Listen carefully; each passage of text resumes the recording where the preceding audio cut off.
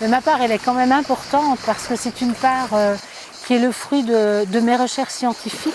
J'ai beaucoup étudié l'anatomie, j'ai beaucoup pratiqué parce que j'ai eu un cabinet où j'ai massé des milliers de personnes. J'ai aussi formé des centaines, je crois que c'est 1600 élèves qui sont passés dans mon école. Donc il y a un vrai travail réel de temps passé à étudier et à me poser la question, mais en quoi le corps peut être aidé, en quoi ce corps peut rester en bonne santé. Et j'ai réalisé que c'était la santé mentale, spirituelle et physique. Donc je pense que la contribution que j'ai, c'est les heures que j'ai passées à travailler pour faire ce lien entre le corps, entre la question spirituelle du corps, parce que c'est vrai que se poser des questions soigne, le lien entre toutes ces lectures où j'ai honoré le travail qu'avaient fait tous ces kabbalistes, et le lien aussi entre les conversations que j'ai eues, notamment et principalement avec les personnes avec qui j'ai travaillé. Donc j'ai travaillé avec Annick de Souzenel, donc j'ai étudié ses textes, j'ai travaillé avec des ostéopathes, j'ai travaillé aussi évidemment avec Franck Laloux, qui est devenu mon compagnon et mon mari. Et là, l'inspiration était vraiment aussi le fruit de cette rencontre.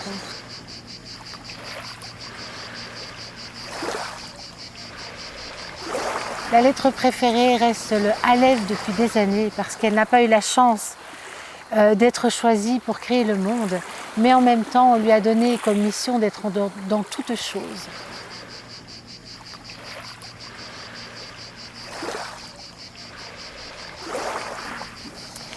Mais la TMA dans le quotidien, ça devrait être comme une première respiration du matin, comme une prière. Donc il y a des séries, des séquences de TMA qui peuvent servir le matin. Vous vous réveillez, vous travaillez sur une chorégraphie qui dure 3 minutes, chorégraphie des 5 souffles. Donc je voudrais que la TMA nous aide à mieux vivre et ce soit vraiment une forme de thérapie, qu'elle permette vraiment au corps de pouvoir retrouver rapidement un équilibre à travers des formes.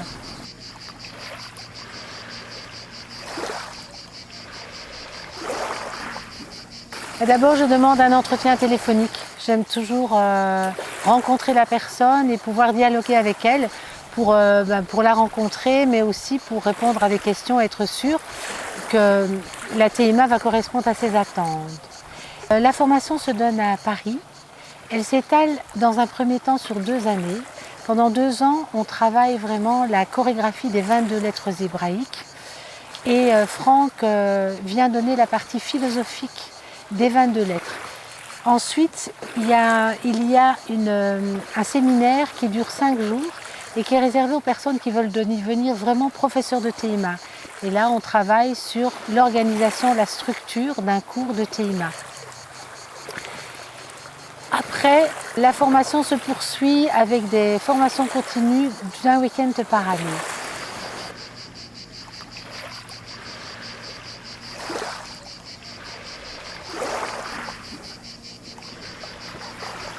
Ils sont surtout dans l'idée qu'un maximum de personnes puissent profiter de cette création et puissent pratiquer la TMA.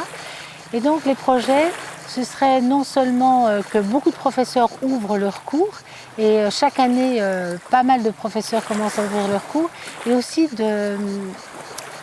d'ouvrir l'école dans plusieurs régions, de faire une extension des antennes de l'école de Paris. Notamment, on est sur un projet d'école en Suisse, une extension d'école en Suisse et une extension d'école dans le sud de la France. Donc pour ça, j'ai 2 assistants qui me suivent et qui se forment à l'assistanat pour pouvoir, quand ce sera le moment, m'aider à donner cours aux professeurs de TMA.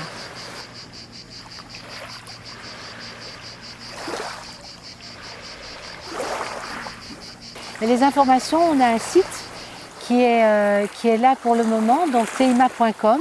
Il y a aussi Céline Yvan qui gère tous les réseaux, notamment Facebook, LinkedIn, Instagram. Donc vous avez tous les réseaux possibles pour pouvoir non seulement nous téléphoner et poser des questions, mais avoir plusieurs vidéos.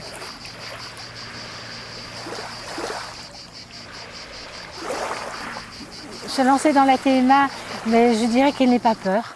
qu'elle puisse vraiment avoir confiance et que la TIMA, c'est un processus qui ne finit jamais. On est constamment dans la recherche et le questionnement. Donc voilà, qu'elle commence, qu'elle soit dans le Bereshit, qu'elle ait le courage de commencer.